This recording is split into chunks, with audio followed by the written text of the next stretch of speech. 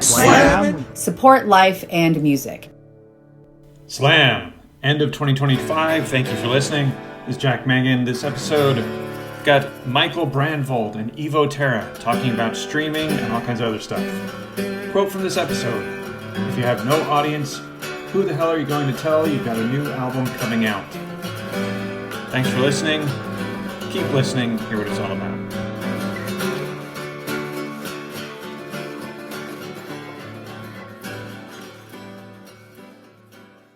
All right, Islands in the Stream, that is what we are. What's up, everyone? Jack Mangan here. Support life and music is our game. You also know me from Metal Asylum. Occasionally I pop in at the Metal Voice and Metal Hall of Fame. I'm actually representing the funding studio, without whom Support Life and Music, I guess it could be, but we owe a lot to them. We owe infinite, it's uncountable, we owe to them. Anyway, enough about me and this. We've got an actual topic today. We're actually focused on something that can help musicians very much. I think, streaming has taken over the world. So I have two people on it who are very opinionated, but also know what the hell they're talking about and are, I think are going to bring a lot of knowledge, and it's going to be good for you if you're in podcasting or music. So we'll start out west with Mike Brandvold of Three Sides of the Coin. And, well, so many things. Mike, I'm going to do you a disservice. So tell everyone what you're all about. Two podcasts, Three Sides of the Coin, which is just about Kiss, and it's 3, 4, 2, 1. It depends on how many hosts we have any given week. Just talking about our love for a band that we grew up with. And then the Music Biz Weekly podcast, we're just talking about the music business. And then I've got my own company, Michael Brandvold Marketing, which does internet marketing, album releases, tour promotion, you name it, anything that bands might need, social media marketing. Every band has different needs, but we can step up and assist with all of that. Nice. And shout out to your t-shirt. I know Giles Lavery was involved with that project. Angler Choir, brand new album. Very nice.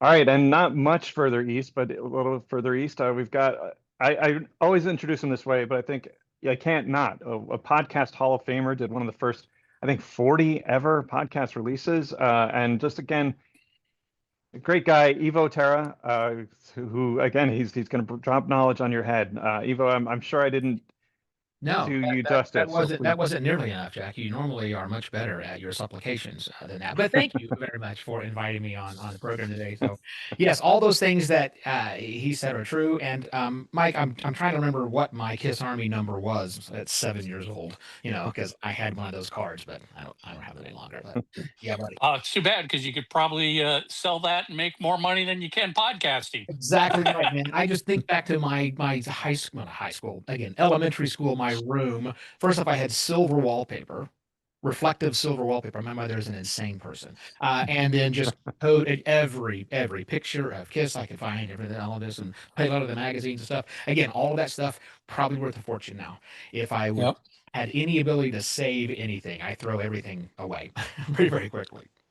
You threw it out with your Star Wars figures, I'm sure. I didn't throw those. Are you nuts? Well, all right. This is not the topic, but I got to ask Evo. I don't think all right. So Evo, who was it Gene? Was it Paul? Gene. Was it No, I was a big Gene Simmons fan. Okay. Obviously, I mean, Spit and Fire. Come on, that was a thing. I probably should have been a Peter Criss fan because my first instrument was drums, and then I didn't discover the bass until much later and realized how every Kiss song's pretty simple to play on a bass. Open E. Mike, I'm sure you've said this 1,000 times elsewhere, but who's your first icon in Kiss of the guys? Back in the 70s when I was a kid and discovered them, it was Gene. I mean, I got to imagine for most kids that was the case. I mean, I was 12 years old and there's this living, breathing, demonic, evil superhero spitting blood, breathing fire. I mean, that was everything every young boy was into in the 70s. As I got older, I continued to learn to respect and appreciate Gene because that guy is a business genius. But I think Paul Stanley has become my favorite at this point because Paul, I've come to realize, has always been sort of the heart and soul of that band. He's kept that band going. He's kept it straight and, as best as he could. I mean, Paul, at the end of the day, is, first of all, having worked with him, the guy is the nicest person on the world, the greatest gentleman I've ever spoken to and done interviews with. But he's a musician. He lives and breathes music. All right. That's all the time we have, everyone. Thanks for tuning There you in. go. This was a show about Kiss. No. All right. No, like I said, I want to riff. I want to start. I want to keep talking about these guys, but let's get on topics. Let me read you guys some numbers. I'll actually, if we have time, I have one more unrelated, kind of stupid question, which I'll see if I get to later. Let me read you some numbers. So RIAA released a report. Jeez, RIAA released a report in mid 2025. Streaming made something like 4.8 billion. And what's relevant, I mean, that's just a giant number. I mean, what does that mean to any of us? But really what's relevant is 84% of the music market. So like, I mean, we all know people, and maybe, are sometimes these people who are just nuts for their vinyl, which is vinyl is the biggest this physical media. But I mean, 84%, that is dominant. I mean, streaming is the law of the land today. So, and it's still growing. That's the other thing. Especially through the paid services. So let me start with the question: is streaming, is it the new hope, or is it the Death Star in the music industry? Evo, I'm looking at you. You're on my screen, so I'll start with you. I am much less directly involved with the music industry, but I'm still friends with many folks in the industry, typically on the more of the those with less distribution than, say, Kiss, for example. And universally, their answer is, God, I hate the fact that streaming is what's really driving most of my listenership now. So from their point of view, I just echo that backwards, that it's more Death Star. So let's hopefully that Michael has some Ewoks to come save this. My attitude first and foremost is it's here to stay. It's not going away. And you can be grandpa sitting on the porch yelling at the kids all you want to go back to the good old days of when you had to buy 8-track tapes and cassette tapes and vinyl records and all that other. It ain't happening. The genie's out of the bottle. It is what it is. So my advice is always stop your complaining and start understanding how the business works and how you can use it to further your career. Speaking for myself, I'm old enough that I have gone through so many goddamn format changes in the music world that I will never give a record label my money all over again to rebuy all the music I've already bought. I have right over here thousands of vinyl records. I don't have thousands of cassette tapes anymore because I literally 25 years ago just threw them all in the garbage dumpster. But then CDs, I sold those all off 30 years ago when I could still get a couple bucks for a used CD. Good luck doing that now. So I've bought vinyl, I bought cassettes, I bought CDs. Then I bought everything as MP3s when that was the format before streaming. And now streaming is here. And I'm putting on my fan hat. I'll be damned if I'm going to spend money all over again on another frickin' format. You've screwed me. And I kind of feel that way. You've screwed me so many times because once I got into the industry, I realized, wow, these labels are always looking for the next new format to resell you the same music over and over again. Streaming, in my mind, is the final format. Now, could streaming and how it streams eventually evolve? Sure, we could have the Jetsons era 20 years from now where it just streams directly into the cortex of your brain, but it's still streaming. I'm not going to be buying my music all over again.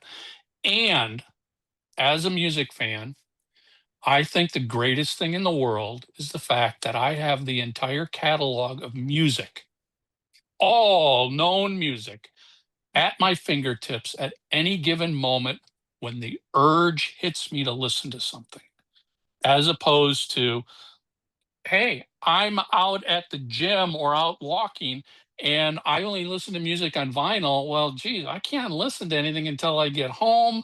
Oh, I don't have that vinyl album at home. So maybe the one remaining mom and pop record store I'll get lucky's got it and I can go buy it and then bring it home. Otherwise, I'm ordering it from Amazon and waiting so the convenience of it. And I think what a lot of people miss is the importance of streaming music when it comes to accessibility and convenience.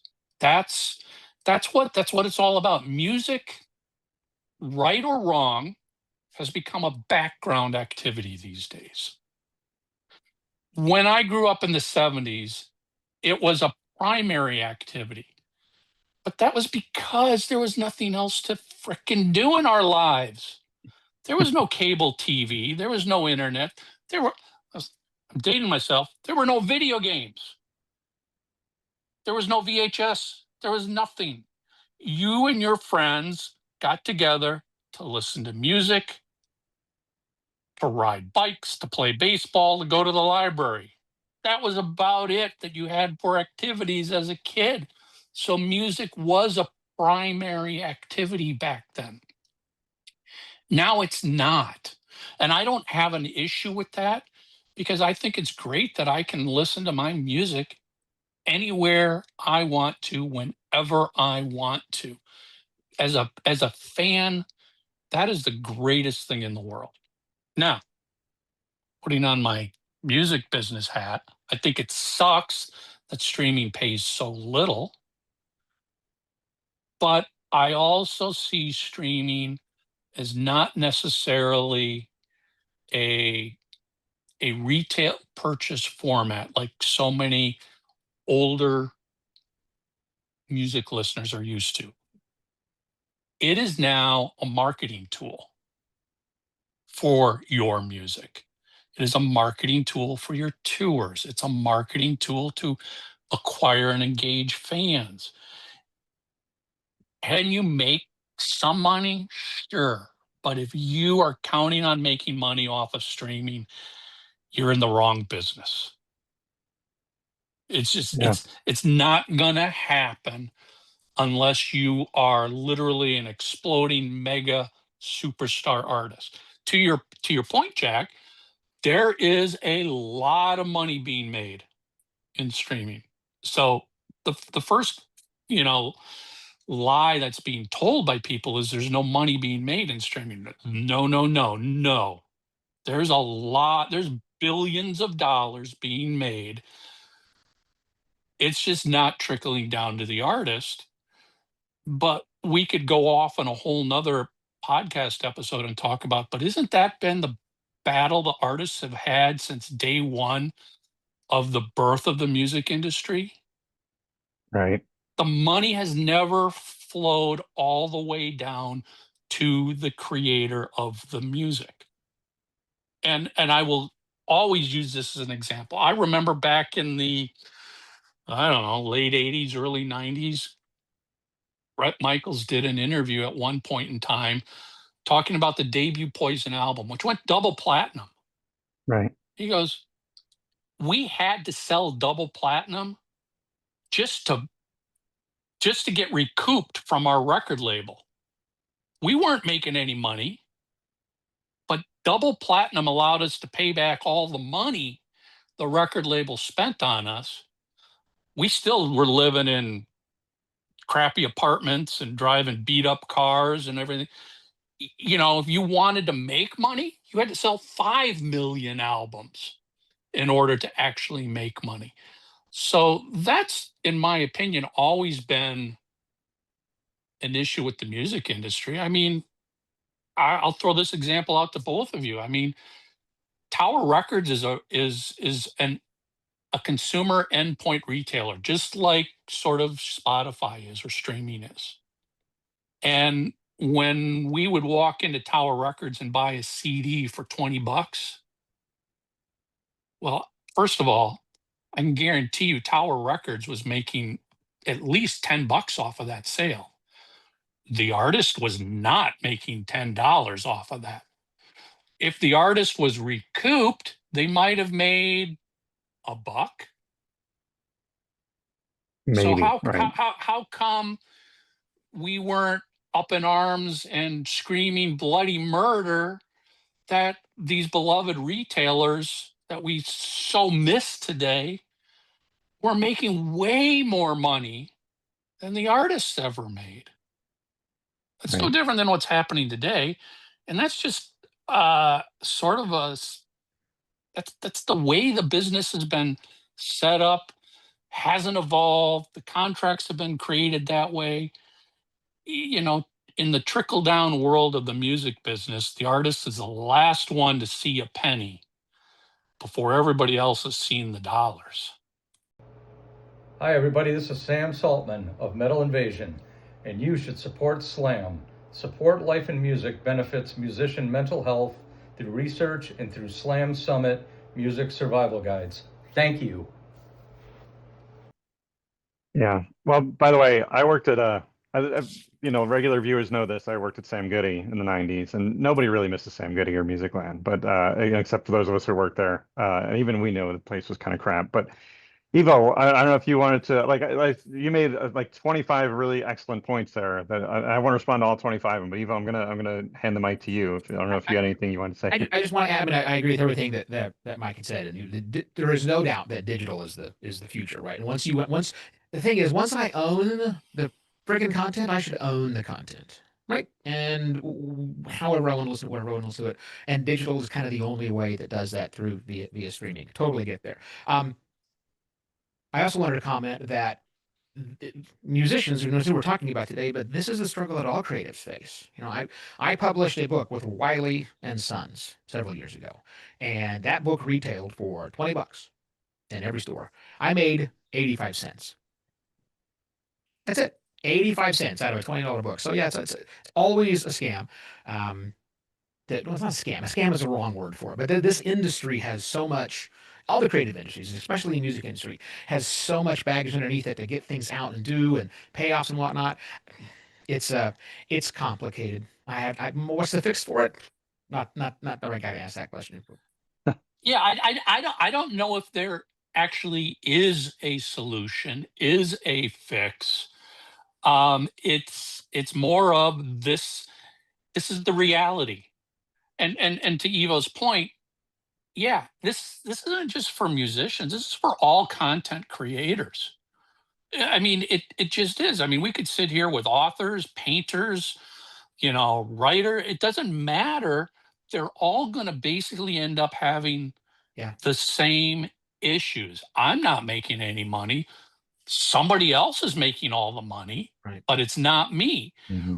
Now, where I then also like to bring up the fact is the internet has kind of leveled the playing field for everybody. Pre-internet, and again, this could be for book authors or musicians, there were gatekeepers that decided what was going to get released.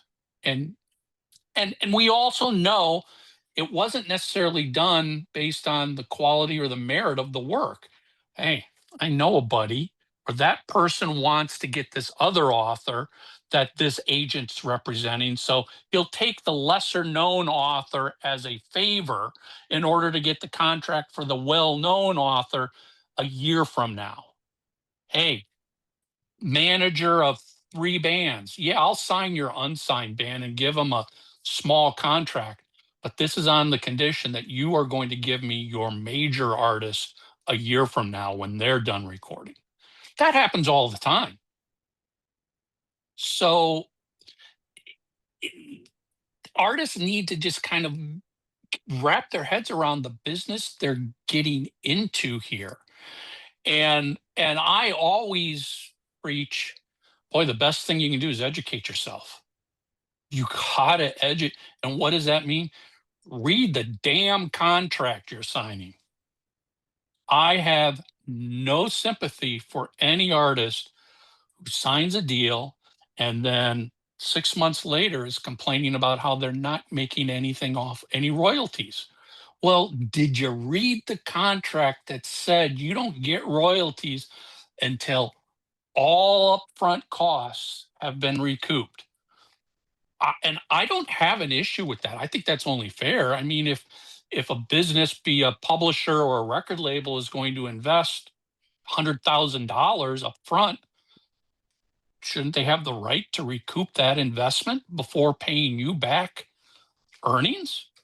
Yeah. Well, let me jump in. So yes, you're correct. I can't debate any of those points. The only thing I'll say is that it's and emotionally, there's an emotional comment. But when you're kind of saying, hey, 19-year-old kid, this is your date, this is your big dream, so sign this terrible contract that's going to screw you for the next decade of your life. Come on. I mean, I guess I have a little more sympathy, but yes, even a 19-year-old should read the contract, and if they see anything weird, but I mean, honestly, I don't care whether you're 19 or your first contract is when you're 90 years old. If you get a contract that's a 1/4 inch thick and you don't read it, I'm not even getting into go hire a lawyer and actually have a lawyer read it and tell you. You yourself should be able to read it and pick out some of the basic terms and conditions that are being required of this. If you just blindly sign it, everything that happens to you is on you. It is all on you. Back to where I was going with, how the internet leveled the playing field. Well, you don't have to sign these deals anymore. Every artist out there can get their music into the same platforms as the biggest artists in the world. So you can be on Spotify and Apple Music and Amazon and run off all these platforms. You can be there. 40 years ago, that wasn't possible. Right. There Right. were a small handful of gatekeepers that decided what made it out there for the public to listen to. So now you can do this completely on your own. Now, granted, doing it on your own means there's a lot more work for you. And maybe, guess what? You actually have to invest your own money up front to do this on the hope that you're going to make money on the back end. All right. But if you believe enough in what you're doing, then why not do that? Why not do it yourself? And instead of that $10 sale and you make nothing out of it, now that $10 sale, you might make 70% of it. Yeah.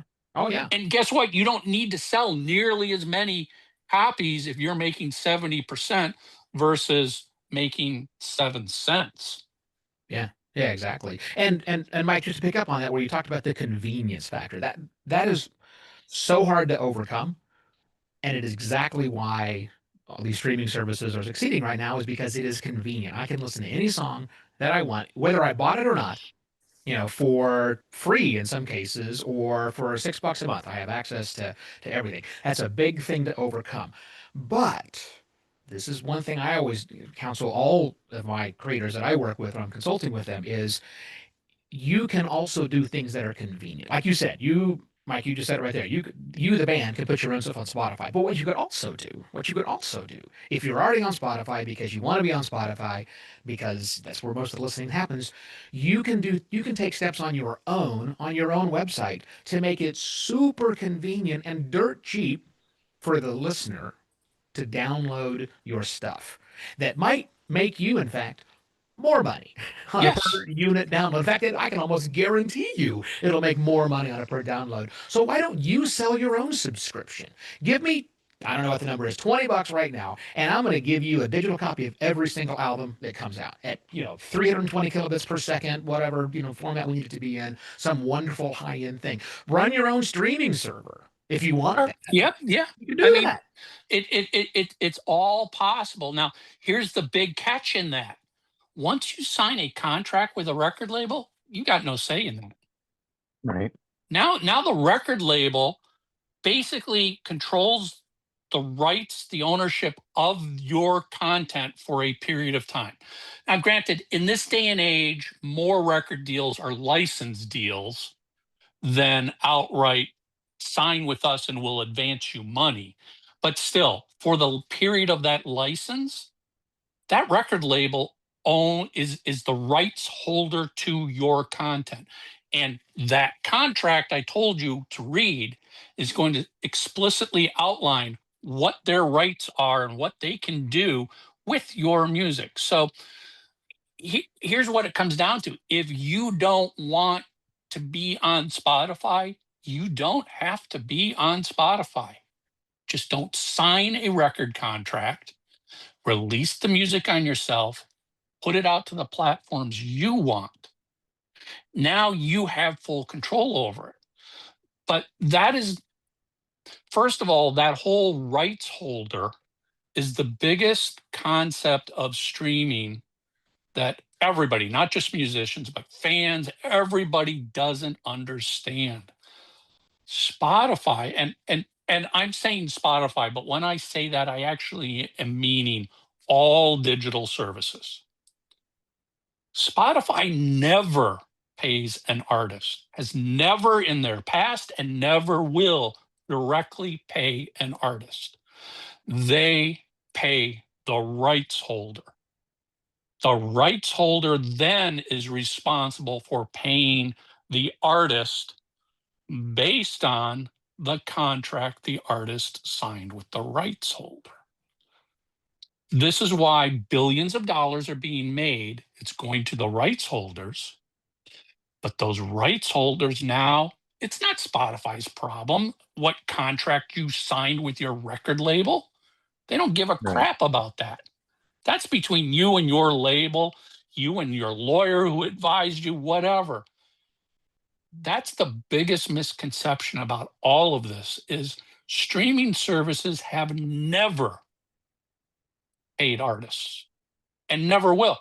For one simple reason, talk about an accounting nightmare if Spotify had to pay every single artist directly. Right. They pay the aggregators, they pay the record labels, the distributors. Those people are then responsible for it filtering down to the artists. So that's the big thing people have to understand. You are not required to release anything to streaming unless you sign a contract that gives the rights holder the authority to say, yeah, you can do that. Release it on your own. You can, and I've worked with clients who do this. You know what? If you've got a fan base already, maybe for the first 30 or 45 days, you don't release anything but a lead single to streaming because that at least gives people who don't know who you are an ability to listen to your music and determine if they might like it. But for those first 30 to 45 days, the only way you can buy my album is vinyl, CD, or a full digital download. Why? Because I'm going to be honest here. I'm going to try and suck as much money out of my diehard fans as I can right away. After 30 days, your diehard fans have probably got the music that they wanted from you. Now, guess what? Now go out and release it, the full album to streaming, and let the rest of the world discover it. And I think that's a crucial point about streaming services. They are incredible tools for discovering, as a fan, to discover music I never knew of. And I'm again, I love physical media. My vinyl has got such an emotional attachment to me, and I still buy vinyl. But here's the thing. I don't buy vinyl to actually listen to vinyl. I buy vinyl from artists I love to support the artist. I still listen to that music on streaming because it's just too damn easy. Yeah. I mean, that's just the reality of it. But control your own music and you can release it how you want. You can get the money up front from the people who will pay for it up front, and then put it into the discovery channel of the streaming services. I, as a fan, have discovered so much music on Spotify that I would have never found. And listen, I'm old school. I used to discover music on radio. I used to discover music in magazines, MTV, flipping through the aisles at Tower Records. Now I discover new bands because Spotify knows what I like and says, you might like listening to this. All right, you guys have made like 100 really awesome points. I'm gonna riff a little tiny bit, and then we'll start looking at the door. Let me let me make a couple of points. So I'm gonna just riff for a couple of minutes. We're also Mike and I and Evo, we're music nerds. Like we obsess about this stuff. But honestly, to be blunt, and you guys correct me if I'm saying something that's untrue, the music industry and Alice Cooper, the stars who's gotten huge, didn't make their money off of us. They made more money off of casual music fans. That's just how MTV worked. That's how the music industry has generally worked. Like casual music fans, I think, are the larger pot that they're drawing from. Even though we're obsessive and we go out and buy 10 versions and T-shirts and all that stuff, I still think Taylor Swift is a good example. The people who are the biggest names today, they're making money off of billions of casual music fans are like, oh yeah, it's pretty good. Whereas, Bangalore Choir are not at Taylor Swift's level. No offense, Giles and the rest of the guys, but No, you're completely right there. I mean, that's why the bigger your fan base, the better you are going to be set up to sell directly and sell more to your fan base. You have to have an audience that follows you all over the place. If you have no audience, who the hell are you going to tell you've got a new album coming out? You're going to just yell it out into the ether and nobody's going to hear about it. I mean, of course, nothing's going to sell. And to go with that, it's important to remember it is not the job of the streaming services to market your music. They're just Tower Records, for lack of a better term. It's your job to drive people there to hit the play button. It's not their job. Right. All right. Well, I have 4,000 more questions, but this is going to be an ongoing topic here. I hope you guys are both going to come back. I think we've talked for a while, so I'm going to kind of give you guys both a break and give the listeners a break. But I hope also musicians out there. I hope there's been like 100 points here made by Mike and Evo, especially who where I think you can benefit from. So I hope you're paying attention. Anyway, Mike Brandvold and Evo Terra, why don't you take us out by telling us how people can contract your services and how they can find you out there, and anything else you want to promote. I'll start so that we give Mike the end, since I think his is what he does is much more germane to the audience here. So listen, I make podcasts for businesses. That's it. So if you've got a business and you want a podcast and you don't want to do it yourself, you call me. Straight simple. You can check more information out at simpler.media. I'm done. All right. Thank you, Evo. Thanks for being on. I appreciate it, man. As always. All right, Mike. Yeah, take us on out. And you can find me at michaelbrandvold.com. BRAND as in David, V as in Victor, OLD. And it outlines all of the marketing services I can provide to musicians, to bands. I'm all over every social media outlet. I mean, just search for Michael Brandvold, search for Three Sides of the Coin, search for the Music Biz Weekly. Not hard to find. I mean, that in this day and age, you got to go to where the party is. Don't think the party's coming to you. All right, perfectly said. Thank you also, Mike and Evo. Thank you guys both so much for coming on. Thank you for watching. Support Life in Music. Support Life in Music if you're able to. But yeah, subscribe, and you're done hearing me promote. Thanks, everyone. Peace out.